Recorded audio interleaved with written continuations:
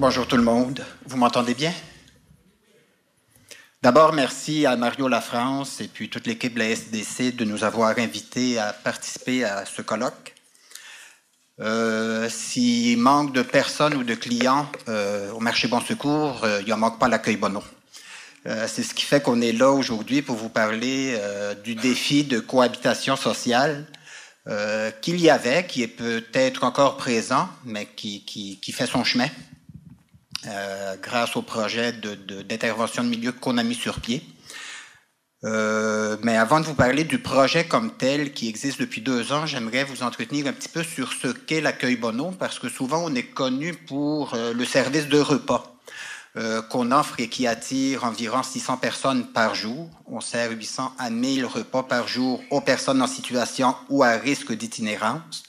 On est connu pour ça, mais on est méconnu pour nos services de réinsertion sociale. Et quand on pense qu'on fait seulement nourrir les personnes en situation ou à risque d'itinérance, j'entends ça souvent, on entretient, et les gens pensent qu'on entretient l'itinérance, ce qui n'est pas le cas. On prévient l'itinérance et on traite l'itinérance, on favorise la réinsertion sociale.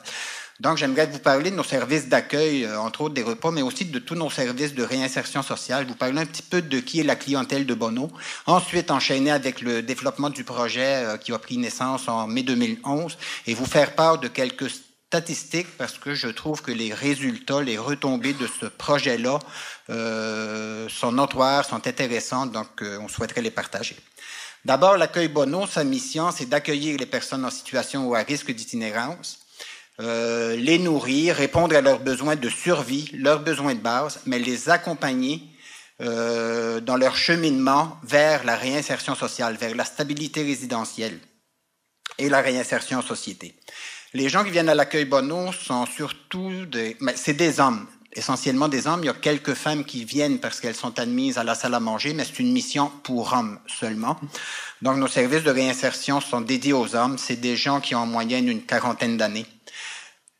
Plusieurs d'entre eux, je vous dirais, sont le fruit, surtout ceux qui sont en situation d'itinérance chronique, sont le fruit de la désinstitutionnalisation des services en santé mentale qu'on a fait dans les années 70 et 80. Malheureusement, je suis une personne qui était pro-désinstitutionnalisation. Par contre, ça s'est fait dans un contexte de restrictions budgétaires et on a sorti les gens de la rue, mais on n'a pas développé suffisamment de services dans la communauté pour les accueillir. Donc, c'est beaucoup des gens avec des problèmes de santé mentale, des troubles de personnalité qu'on voit se désorganiser dans les espaces publics. Vous les voyez, pas seulement autour de l'accueil Bonneau, on les voit au centre-ville, on les voit un peu partout, on en voit sur le plateau, on en voit dans les quartiers périphériques, au centre-ville. Donc, des personnes qui se désorganisent, des personnes aussi qui... Pour 80% de la clientèle de l'accueil Bonneau, des personnes qui ont des problèmes de dépendance aux drogues, à l'alcool, aux jeux. On en a parlé un petit peu tout à l'heure, la drogue est de plus en plus, ça n'a jamais été bon, mais de plus en plus néfaste, de plus en plus dangereuse. Ça amène différents symptômes chez les consommateurs, donc on devient paranoïaque, on devient agressif, on est en manque. Donc, quand on ajoute ça à un problème de santé mentale, ça s'amplifie. Et plusieurs personnes aussi dans notre clientèle ont des problèmes de santé physique importants, chroniques, sont porteurs d'hépatite, porteurs de VIH, ils sont atteints du diabète et que ce soit pour dépendance, que ce soit pour santé mentale, pour problèmes de santé physique, l'accès aux services est de plus en plus difficile, de plus en plus complexe. Donc les personnes sont souvent dans la rue sans suivi psychiatrique, sans suivi médical. C'est la clientèle de l'accueil Bonneau et des autres ressources aussi en itinérance ou d'autres organismes comme l'accueil Bonneau qui n'interviennent pas nécessairement au niveau des itinérants, mais avec des personnes en situation d'extrême pauvreté. Donc voilà pour l'accueil Bonneau. Et puis ce que je veux dire aussi, parce que je trouve ça important, c'est pas un choix l'itinérance, hein, c'est une conséquence, c'est un état. Même si on entend des fois des gens dire je ne veux pas aller dans les refuges, je veux pas aller dans les hôpitaux psychiatriques, il y a des gens qui sont incapables de vivre entre 4 murs parce qu'ils ont des problèmes de santé mentale, ils étouffent, ils paranoïent, etc. Et quand la personne dit « je choisis d'être dans la rue », à moins 20, moins 30, qu'elle a faim, qu'elle se fait bousculer, qu'elle va se faire attaquer pour se faire voler sa bouteille de bière ou se faire voler 5 $, c'est pas un choix. C'est une absence de choix où il y a un problème de jugement, qu'il y a une déficience intellectuelle, un problème de santé mentale qui affecte son jugement et qui l'amène à prendre des décisions qui mettent sa sécurité même à elle-même en danger. Donc, l'accueil Bonneau. Des services d'accueil, on sert des repas, on a un service de vestiaire. On a un centre de jour où les personnes de la rue peuvent venir prendre une douche. Il y a un accès à Internet aussi pour faire des recherches de logement, recherches d'emploi. Il y a des activités sociales et puis il y a aussi un salon de barbier. Il y a une clinique de podiatrie qu'on tient une fois par mois avec des podiatres de l'Université du Québec pour prendre soin des pieds de nos gars parce qu'ils doivent marcher, parce qu'ils doivent se déplacer, etc. Donc ça, c'est nos services de première ligne. C'est des services pour répondre aux besoins de survie, mais l'accueil Bonneau utilise ça. Oui, on veut les nourrir, oui, on veut les aider à répondre à leurs besoins physiologiques, mais ça sert de levier à une intervention psychosociale. L'accueil Bonneau a une vingtaine d'intervenants psychosociaux qui sont en poste à la salle à manger, à la salle d'attente, même dans la rue maintenant. Donc, au centre de jour, le rôle des intervenants, c'est de créer, d'accueillir la personne, surtout les nouvelles. Aussitôt qu'on voit une nouvelle personne, on l'identifie, on lui explique nos services, mais on essaie de comprendre ce qui l'amène à l'accueil Bonneau pour que, idéalement, elle revienne une fois ou deux, mais se sorte de la rue pour que sa situation ne dégénère pas. Donc, on les accueille. Le premier défi, c'est de créer un lien de confiance avec eux, parce que quand on a un problème de santé mentale, on est dépendant, on a été marginalisé, on a rompu tous les liens avec notre réseau familial, social, etc., on n'a plus confiance et on n'a plus rien à perdre. Donc, le premier défi de l'accueil Bonneau, c'est de créer une relation, créer un lien de confiance suffisamment fort pour que la personne accepte de faire des pas, qu'on l'accompagne dans toutes ces démarches d'accès à un logement, d'accès à un revenu, d'accès aux services de santé. Donc, c'est tout ça qu'on fait à l'accueil Bonneau avec eux. On a aussi des services qu'on appelle de deuxième ligne. On a 4 maisons d'hébergement. C'est pas un refuge. Les gens viennent pas dépannage d'urgence. On a 4 maisons avec des studios, 166 studios. Les gens, ils viennent, payent un loyer, environ 25% de leurs revenus. Il y a des contrats de séjour d'1 an qui sont renouvelables. Ils ont accès à un service de soutien communautaire et aussi un service d'accompagnement psychosocial. Donc, on les aide à stabiliser leur situation de logement et à réaliser des projets de vie. Des fois, ça va commencer par la thérapie, la désintoxication, projet de retour aux études, projet de retour au travail. C'est ce qu'on fait à Bonneau avec nos résidents. Et on a un service de fiducie aussi pour 150 personnes. C'est beaucoup à des personnes, ça s'adresse beaucoup à des personnes qui étaient dans la rue, qui sont maintenant au logement, et des personnes qui ont des dépendances et qui risquent de consommer leur chèque mensuel, parce que la plupart ont des revenus d'aide sociale ou pension de vieillesse, etc. Donc, on reçoit le chèque à l'accueil Bonneau. On fait le budget avec les clients. On s'assure d'abord que le loyer est payé pour que les personnes ne retournent pas à la rue. On s'assure que les comptes sont payés et lorsqu'il en reste, parce que souvent il en reste plus, s'il en reste, on regarde avec la personne comment on fait son budget mensuel. Donc, puis la clientèle d'accueil Bonneau, c'est environ 50% peut-être qui sont en situation réelle d'itinérance, qui sont dans la rue. Mais ceux qui viennent à la salle à manger, c'est des personnes aussi qui sont souvent hors logement, mais qui sont dans des situations d'extrême pauvreté. Un coup, qui ont payé le loyer, ils ont payé les comptes, il y a plus rien pour manger. Donc, des fois, on dit de l'accueil Bonneau, si vous n'étiez pas là, il y aurait moins d'itinérants. Moi, je dis que si on n'était pas là, il y aurait plus d'itinérants parce qu'on en sort de la rue, mais il y aurait aussi beaucoup plus de problèmes parce que quand on en faim, faut qu'on mange. C'est un besoin physiologique de base. Si on les nourrit pas, ces gens-là vont devoir manger, donc ils vont mendier davantage dans le centre-ville, dans le Vieux-Montréal, où ils vont vandaliser, ils vont voler. On a besoin de manger, il faut manger. Alors, en 2010, l'arrondissement, des gens de l'arrondissement Ville-Marie et de la Ville de Montréal viennent me rencontrer pour dire, Monsieur Boudreau, on a de plus en plus de plaintes à la ville, à l'arrondissement, au service de police. Faudrait qu'on regarde ensemble qu'est-ce qu'on peut faire. J'ai reçu ça avec beaucoup d'ouverture.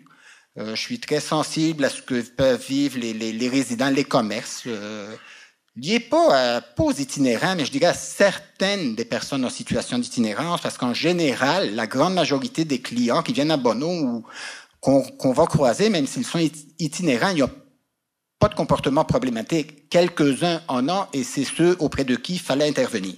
Donc, j'ai reçu ça avec grande ouverture et puis j'ai dit, oui, on va mettre de l'énergie là-dessus, mais pas seulement l'accueil Bonneau, ça prend des partenaires, ça prend l'ensemble des partenaires qui sont interpellés par la problématique et ça prend l'ensemble des partenaires qui sont intéressés à trouver des solutions. Donc, on a constitué, et ça prend du financement. Donc, merci à l'arrondissement Ville-Marie et à la Ville de Montréal qui nous donne autour de 75 000 $ par année. Et on voulait que ce soit récurrent. Donc, on nous a garanti du financement sur 3 ans. La 3e année achève. Faut y penser. Et merci aussi à la Société de développement commercial. Grâce aux cotisations des membres, ils nous donnent depuis maintenant 2 ans autour de 5 000 $ là, pour supporter aussi notre projet. Merci beaucoup. Où j'étais rendu? Donc, mise sur pied du comité porteur, comité des partenaires. Le mandat du comité allait être de trouver les conditions qui allaient favoriser une cohabitation sociale harmonieuse, respectueuse et sécuritaire entre les riverains commerciaux et résidentiels, les touristes et la clientèle de l'accueil Bonneau. Gros défi. Je veux remercier les partenaires et je veux les nommer. Le service de police de la Ville de Montréal qui est là depuis le tout début. La Ville de Montréal, naturellement, l'arrondissement Ville-Marie, Tandem Ville-Marie qui s'est impliqué aussi. Christine de l'Association des résidents du Vieux-Montréal et puis Mario qui est là depuis le tout début, Société de développement commercial. Qu'est-ce qu'on en fait? On a fait plusieurs choses. On a fait un plan d'action, mais ce qu'il y avait à l'intérieur du plan d'action, on a analysé les plaintes, on a décortiqué tout ça. Quel genre de plaintes sont déposées à l'arrondissement Ville-Marie, la Ville de Montréal, au service de police. On a mis en place des sondages. On est allé sonder les riverains commerciaux et résidentiels pour voir ce qu'ils vivaient. Encore là, on a extrait les résultats de ça et voir aussi ce qu'ils proposaient. Parce que toute notre démarche est axée sur la recherche de solutions. Qu'est-ce qu'ils proposaient pour améliorer la cohabitation. On a même osé, je dis osé, c'est le bon mot, organiser à l'accueil Bonneau des rencontres citoyennes pour voir comment les gens vivaient cette situation-là et voir ce qu'ils proposaient. On n'était pas surpris parce que même à travers les sondages, la première solution proposée, c'était de déménager l'accueil Bonneau. Donc, on a affirmé d'entrée de jeu que ce n'était pas à l'ordre du jour de l'accueil Bonneau de déménager. Non pas parce que ça fait 136 ans qu'on est là, même si c'est considérable, mais parce que on est là parce que les clients, les personnes en situation ou à risque d'itinérance sont là. Ils sont au centre-ville. C'est pas pour rien que les ressources sont là. Et puis, c'est pas vrai que c'est seulement au centre-ville non plus. De plus en plus, on en retrouve dans Rosemont-Petite-Patrie, dans Hochelaga-Maisonneuve, et ils ont d'autres ressources, et ils ont d'autres beaux projets, et ils ont d'autres problèmes aussi. Donc, on a fait tout ça, et puis... Par la suite, le cœur du projet, dans le fond, c'est de mettre en place une équipe d'intervention de milieu. Donc, le financement qu'on a reçu de la ville, l'arrondissement, la SDC, nous a permis d'embaucher et durant la période estivale, 2 intervenants de milieu. Donc, le rôle des intervenants, c'est vraiment d'aller rencontrer les gars qui ont des gestes d'incivilité ou qui ont des comportements illégaux. Pas besoin de donner d'exemple, je pense que vous comprenez tous de quoi il s'agit, d'aller les sensibiliser à cette problématique-là et puis essayer de faire en sorte qu'ils adoptent des nouveaux comportements. Donc, leur dire, écoutez, quand vous agissez de telle manière, quand vous faites de la bataille, quand vous consommez, quand vous vous disputez, quand vous traînez dans les entrées de condos ou devant les commerces, ça crée des problèmes. Ça nuit à l'image des personnes en situation d'itinérance et ça nuit aussi à l'image de l'accueil Bonneau et ça nous amène des problèmes de cohabitation avec les riverains. Donc, on aimerait que ça change et en général, les gens collaborent. Ceux avec qui c'est plus difficile, c'est souvent les dealers qui profitent de la vulnérabilité des clients pour venir leur vendre tout ce que Mme Pitre a nommé tout à l'heure. Et puis, à ce moment-là, on a développé un protocole d'intervention aussi avec le SPVM pour mieux encadrer et gérer ça. Parce qu'il y a des changements qui viennent avec une intervention plus psychosociale faite par l'accueil Bonneau. Mais il y a d'autres personnes, ça prend une intervention davantage plus corsée, une intervention plus coercitive, plus légale. Et à ce moment-là, on intervient des fois, c'est la police seule, ça dépend des cas. Des fois, on intervient ensemble pour apporter des changements. Il y avait aussi des personnes en réinsertion sociale qui ont été embauchées dans le cadre du projet pour faire les travaux de nettoyage. Donc, vous les avez peut-être vus se promener autour de l'accueil Bonneau. Donc, on ramassait les déchets. Parce que ce n'est pas des déchets toujours qui sont laissés là par notre propre clientèle, mais enfin, ça redorait l'image de l'accueil Bonneau et ça permettait aussi à ces gens-là de contribuer d'avoir un rôle social et d'avancer, de faire des pas dans leur parcours de réinsertion sociale. Ce qu'on a mis en place aussi la deuxième année, c'est un code de vie extérieur. À l'accueil Bonneau, à l'intérieur, on avait un code de vie. Tout le monde a accès, mais il y a des règles à respecter. Ce qu'on a fait, c'est qu'on a extrapolé ça vers l'extérieur autour de l'accueil Bonneau. Donc, les gens qui avaient des comportements indésirables, on intervenait, on essayait de les sensibiliser, etc.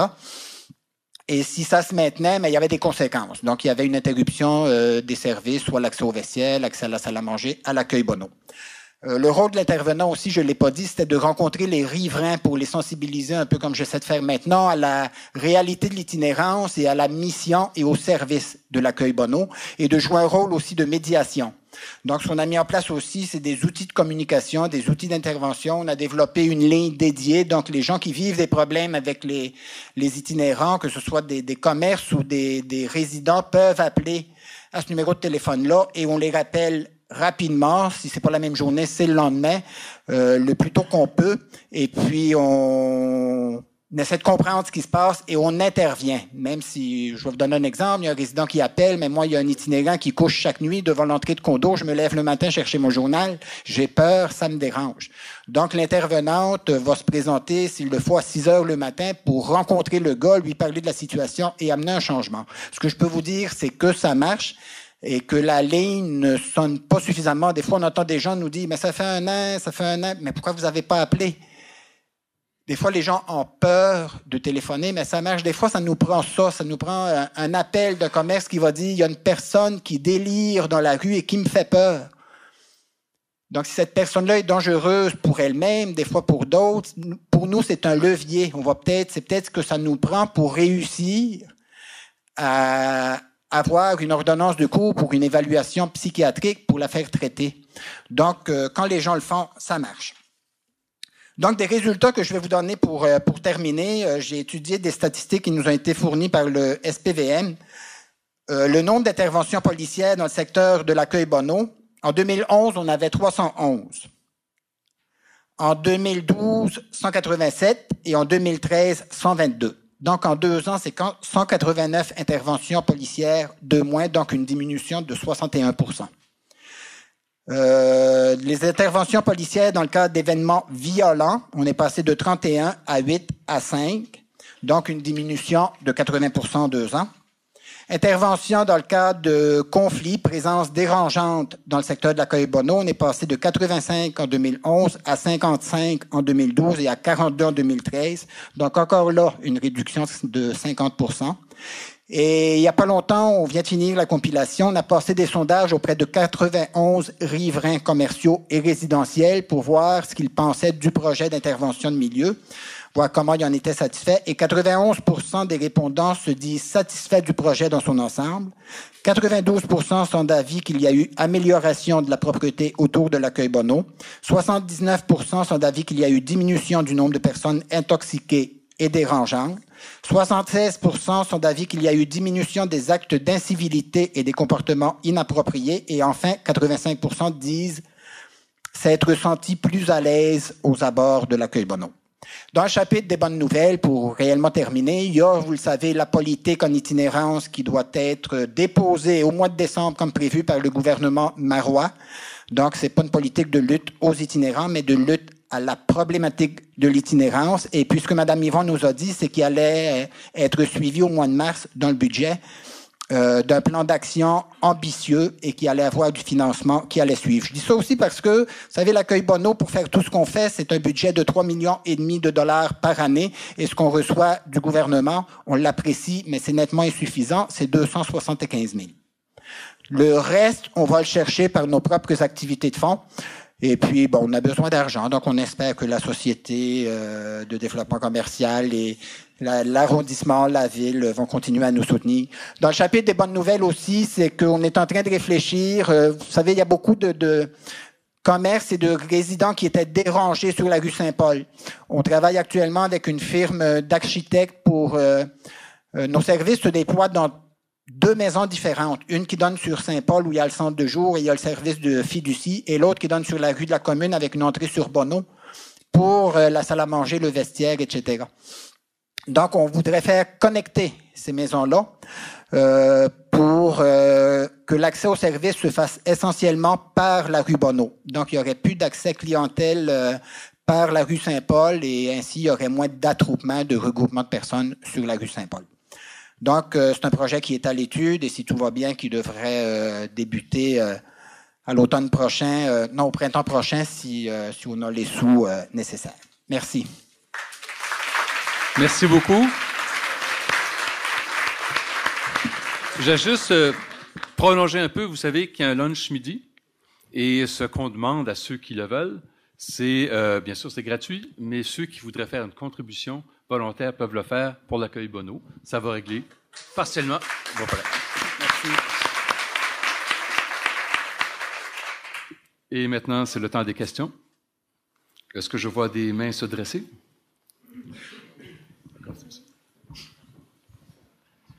Oui, bonjour. Effectivement, en tant que voisin de l'accueil Bonneau à la chapelle Notre-Dame de Bon Secours et au musée Marguerite-Bourgeois, on a effectivement noté une baisse importante de gestes, si on peut dire, d'incivilité ou de gestes illégaux de la part de cette clientèle-là. Et effectivement, grâce aux interventions de rue, ça a été très, très, très bénéfique. Je trouve que c'était un projet qui a été remarquable, qu'il faut souligner. Et j'espère que ça va pouvoir être intégré dans un service permanent à l'accueil Bonneau et grâce à l'appui des différents différents niveaux gouvernementaux. Il faut que ça en vienne un service offert en permanence dans la rue. Donc, félicitations. Merci. Oui, bonjour, Robert Chartrand.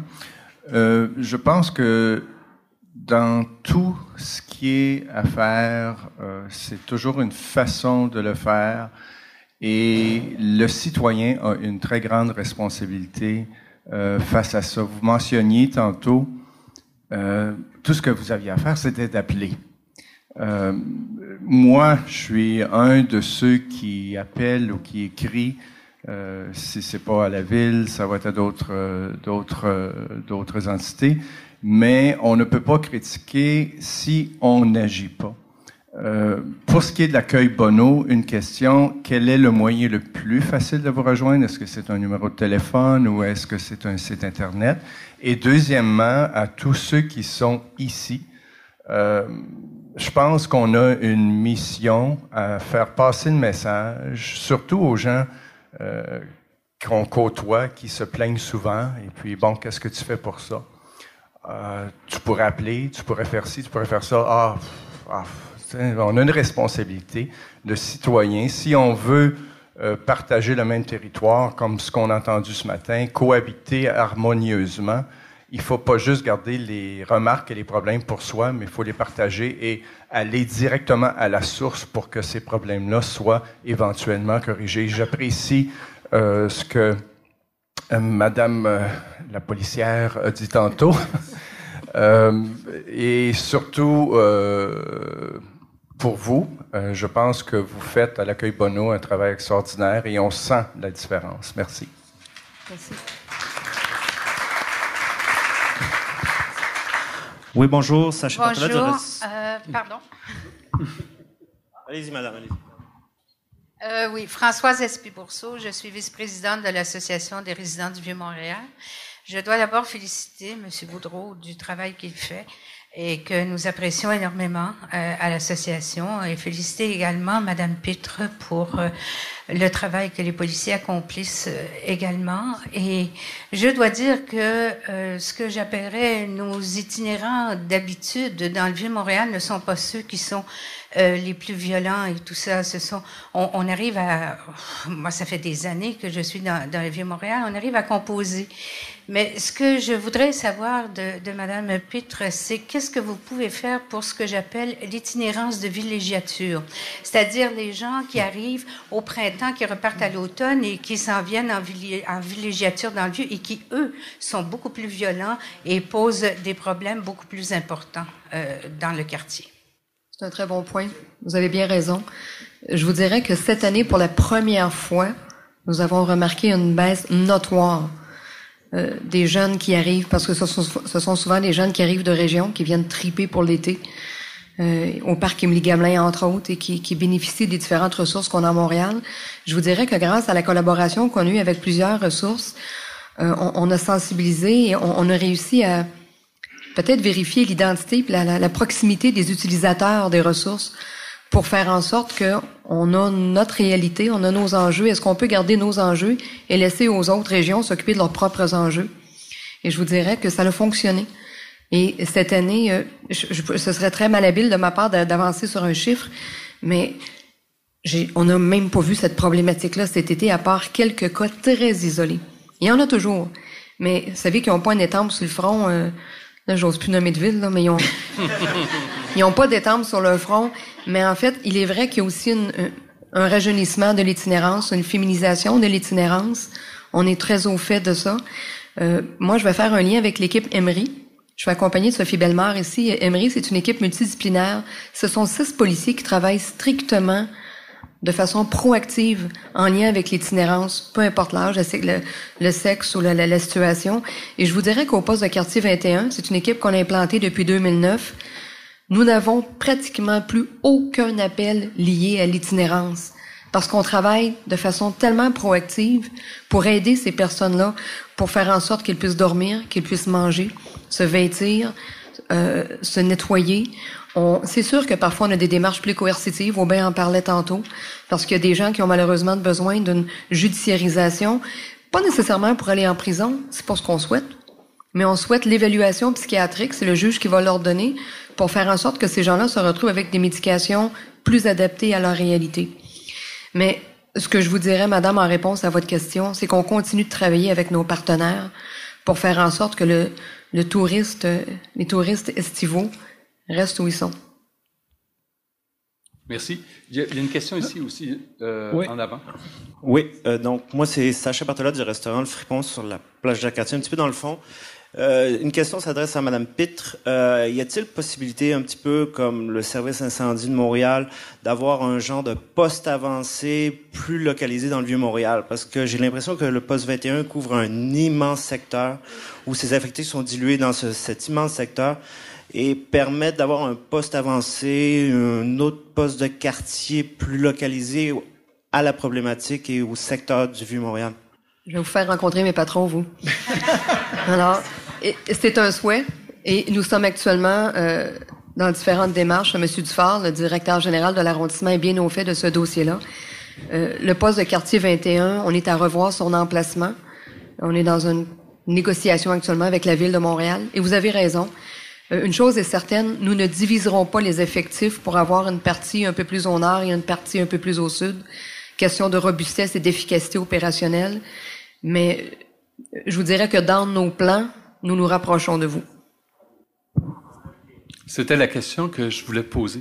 Oui. Parce qu'on le voit dans d'autres débats aujourd'hui, c'est que le Vieux-Montréal est une partie de l'arrondissement Ville-Marie et puis qu'il y a une spécificité qui lui est propre. Et à ce moment-là, il y a très souvent les problématiques de l'ensemble de l'arrondissement peuvent être pas tout à fait adaptées. Une très bonne question ici. Qui sont les détenteurs de micro? Voilà. Oui, OK. Bonjour. Monsieur Aubin, est-ce que c'est possible de nous partager la programmation que vous avez présentement? Parce qu'on avait entendu beaucoup parler de la chorale Bonneau. Est-ce que c'est toujours actif? Puis peut-être qu'il y aurait une programmation active annuelle.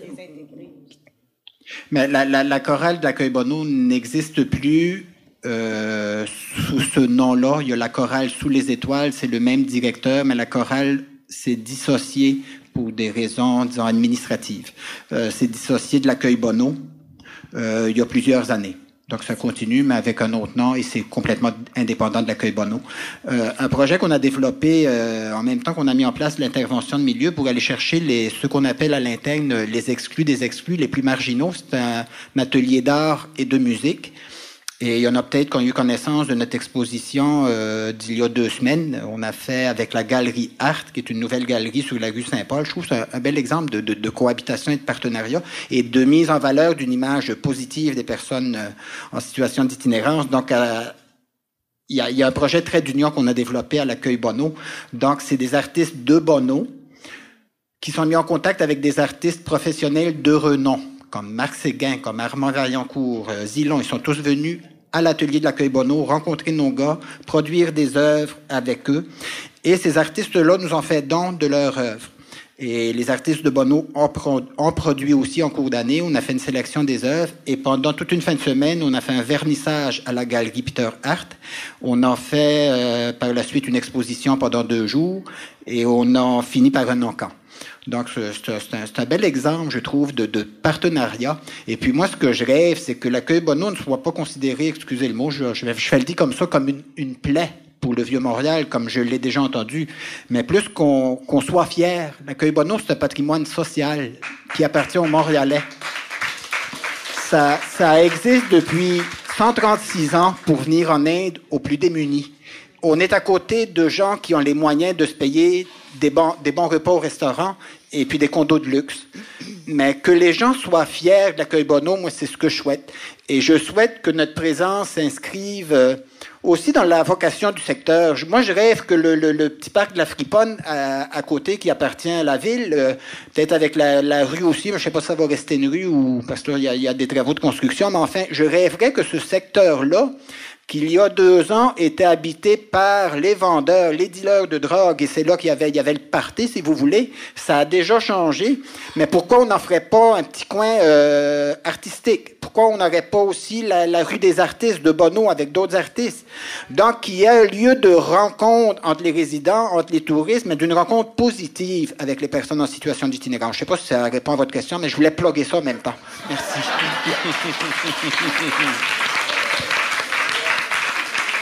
Merci.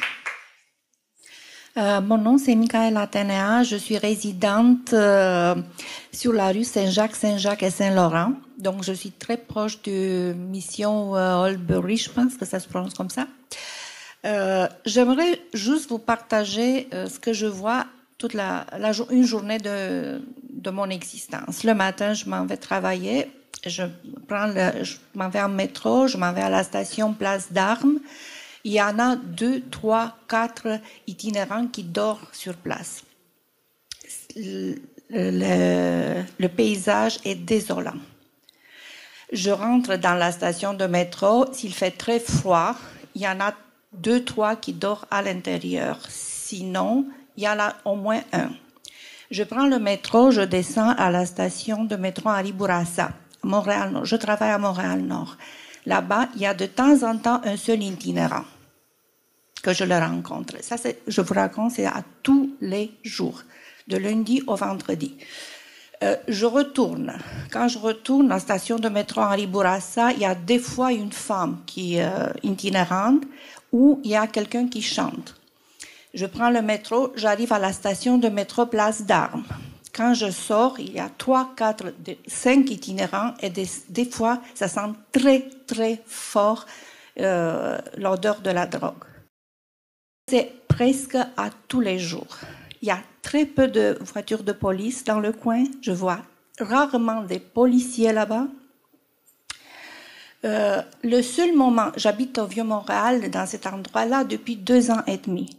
Le seul moment où il y avait moins d'itinérants, c'est quand c'était le mouvement occupant Wall Street qui est parti à New York et est arrivé aussi à Montréal. Vous avez eu raison, les gens cherchent à manger et c'est normal, ils doivent se nourrir. Donc, au moment où ils ont eu la possibilité de trouver un thé chaud, un café chaud, des sandwichs, sont allés à Square Victoria, étaient tous regroupés là-bas et dans le Vieux-Montréal, il y avait moins d'itinérants. Je ne sais pas si les autres ont observé la même chose, ça ce sont mes propres observations.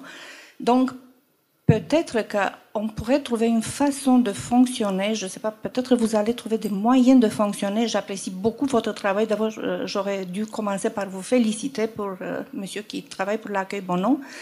Mais il faut trouver une façon d'agencer tout ce, de nourrir peut-être tout ce monde-là. L'année passée, de ma fenêtre, je vois l'entrée à la presse, il y avait un monsieur à moins 20 degrés qui était presque décédé sur les marches de la presse. Parce qu'il faisait très froid, il n'y avait peut-être pas à manger. Finalement, quelqu'un est passé, l'a vu, a fait venir les ambulances. C'est un petit peu quand même la réalité de ce coin-là. Je vous remercie. Merci. Madame Pitre. Vous avez tout à fait raison. Je ne peux pas démentir ce que vous dites. Toutefois, je suis désolée pour vous. Il est clair que mes policiers passent quand vous êtes au travail, parce qu'il n'y a pas une journée que les policiers ne fréquentent pas le parc Vigée et les abords. Encore une fois, avec l'OBM, Oldbury Mission, nous avons le même type d'échange et de collaboration que nous avons avec Bono. Mais vous avez raison. C'est dérangeant. C'est un irritant. Mais en même temps, ces gens-là ont le droit d'y être, mais pas pas dans le flanage. Et c'est pas toujours pour de la nourriture que les gens vont là. Parfois, ils sont épuisés, ils cherchent à se reposer. Et ce qui est difficile parfois, c'est qu'on intervient dans un parc et ce qui est dérangeant pour une personne ne l'est pas pour l'autre. Donc, les policiers arrivent à un endroit et vous savez, le policier doit toujours intervenir basé sur un motif légal. Parce que on n'a pas le droit de demander à quelqu'un qui est légalement à un endroit de se déplacer. Donc, on va y aller beaucoup avec la médiation, la conciliation, on échange avec les gens et c'est toujours l'approche que Emery va favoriser et que l'ensemble du personnel du 21. On approche les gens, on leur demande de circuler, mais pouf, ils s'en vont du point A, ils s'en vont au point B. Je vous dirais, je veux pas prendre tout le temps, mais on a beaucoup de collaboration avec 2 organismes qui font le ramassage des seringues à la traîne, Spectre de rue et Cactus, qui sont 2 partenaires exceptionnels parce qu'on sait aussi qu'il y a beaucoup de consommation de stupéfiants. Et on a aussi un très bel collaboration avec l'arrondissement parce qu'il y a du ménage. À tous les jours, on y va.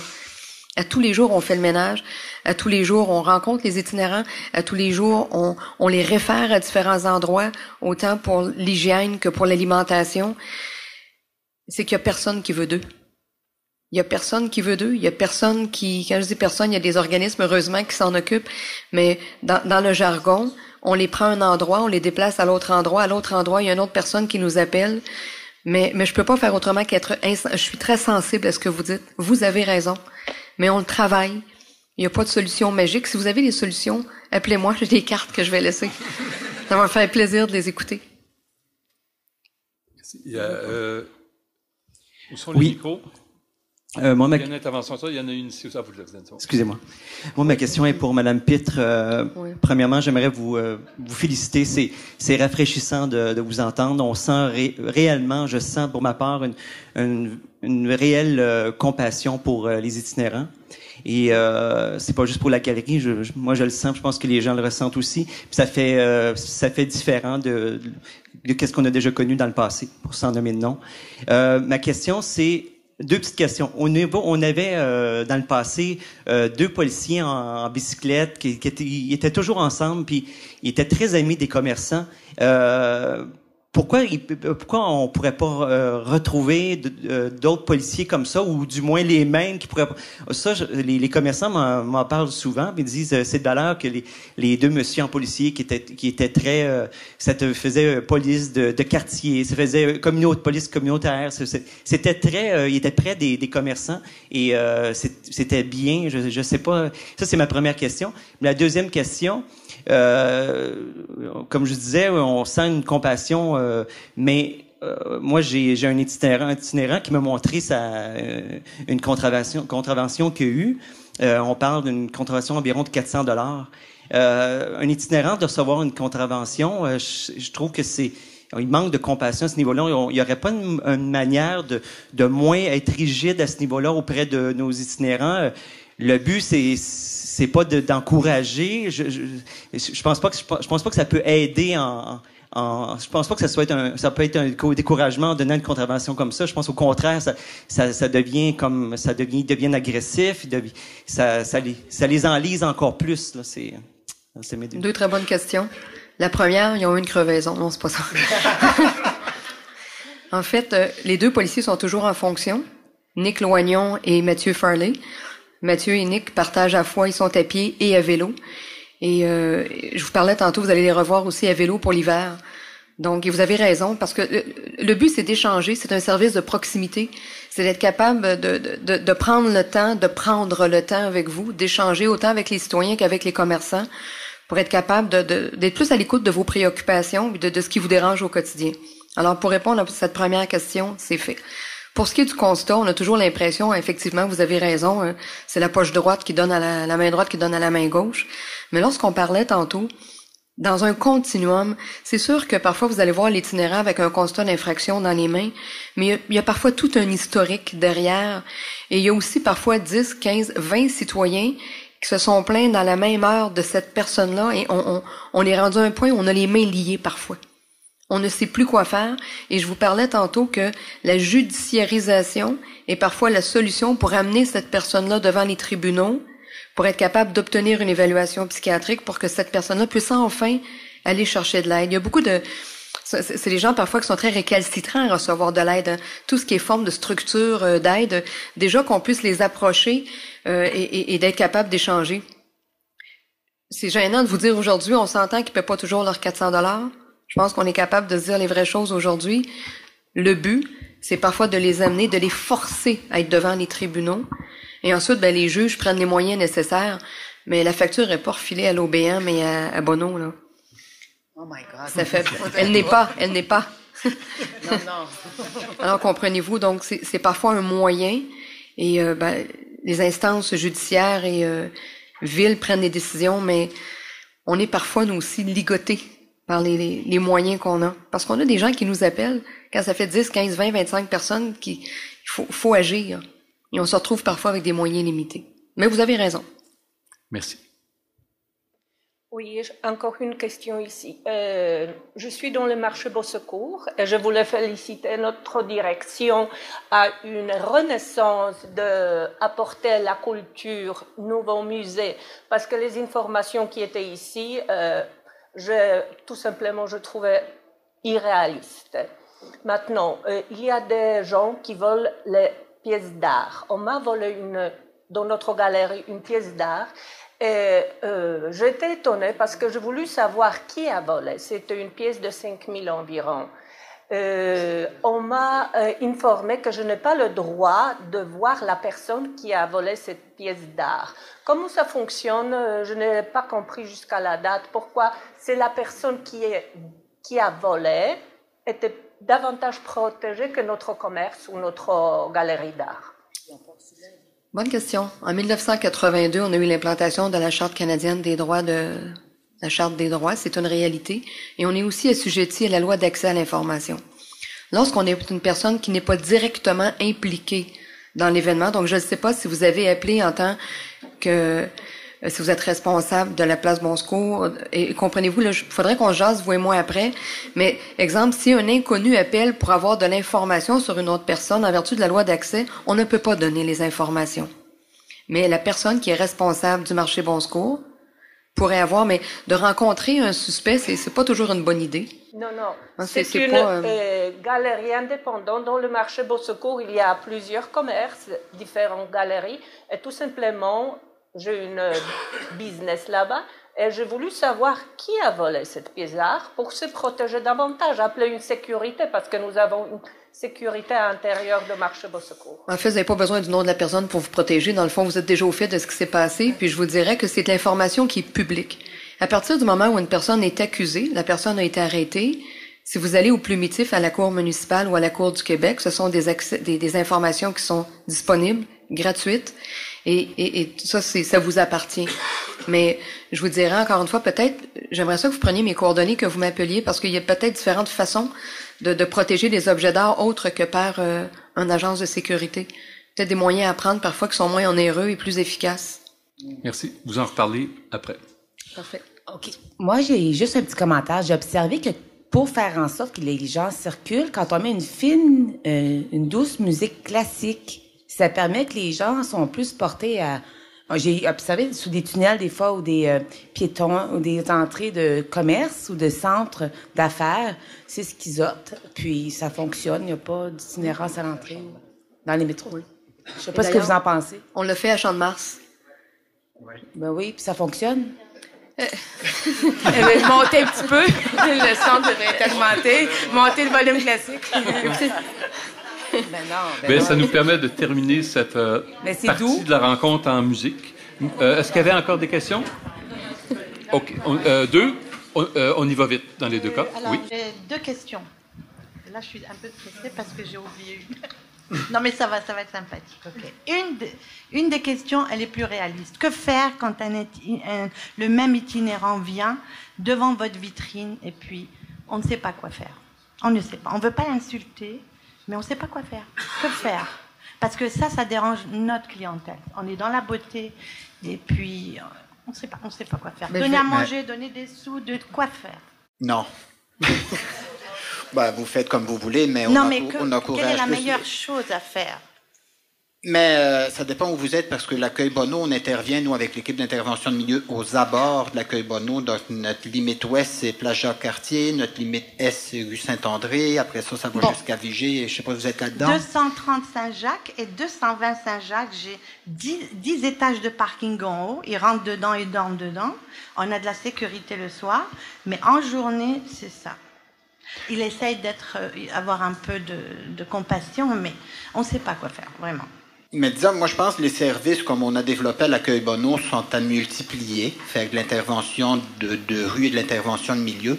Dans un cas comme ça, si vous étiez dans notre territoire, peut-être vous m'appellerez, je verrai avec Sœur Isabelle si on peut faire une dérogation au territoire, mais c'est de se mettre en relation avec l'accueil Bonneau, avec Sœur Isabelle qui est l'intervenante de milieu ou une autre personne. Et puis à ce moment-là, c'est elle qui va vous entendre. Ce que vous vivez, qu'est-ce qui se passe, quand est-ce que ça se passe, quand est-ce que ça se vit, pour évaluer quand est-ce qu'elle peut faire une intervention, parce qu'elle va se présenter sur les lieux et discuter avec la personne et demander autre chose qui soit acceptable pour vous ou l'orienter ailleurs à un autre endroit qui va être moins dangereux ou plus sécuritaire ou qui va être moins dérangeant pour les riverains. Donc, c'est le genre de travail qu'on fait en intervention de milieu. La dernière question. Excusez-moi. Une plus sympathique que ça, ok? On a des parcomètres et puis j'ai la caisse pour payer. Okay? Je ne sais pas à qui ça convient, mais je sais qu'il y a des départements ici qui peuvent m'écouter. Alors, les gens n'arrivent pas à reconnaître leur parcomètre parce que c'est sur le côté et ils n'ont pas assez d'informations. Et en plus, le change, on travaille pour la ville un petit peu. Hein. On veut être sympathique, on veut changer, donner la monnaie aux gens, alors c'est tout ça. C'est pas très clair. Moi, je vous invite à soulever ce problème-là à Accès Montréal, qui va diriger ça à... Parce que M. Dufort vient d'entendre et qui vont diriger ça à la bonne instance. Merci. Merci. Merci. Dernière intervention. Oui, en terminant, je voulais simplement souligner l'excellente collaboration qu'on a eue avec l'accueil Bonneau, l'arrondissement et tous les intervenants, et souligner à quel point vous avez fait un bon travail dans le cadre du projet pilote. Bravo. En fait, ça m'amène à vous dire que pour vous rassurer que la direction a l'intention de recommander aux nouveaux élus de prolonger effectivement le projet. Merci. Et évidemment, c'est tellement un beau succès qu'on regarde à l'arrondissement s'il n'y a pas d'autres secteurs de l'arrondissement qui pourraient bénéficier d'un tel projet. Alors bravo, merci. Merci beaucoup. Et je me permets de noter que c'est assez rare. On a une session avec des gens qui n'ont pas leur langue, la langue dans leur poche. Et vous avez eu beaucoup plus de félicitations et de remerciements que d'autres choses. C'est à souligner. Je vous remercie beaucoup pour vos présentations. Merci.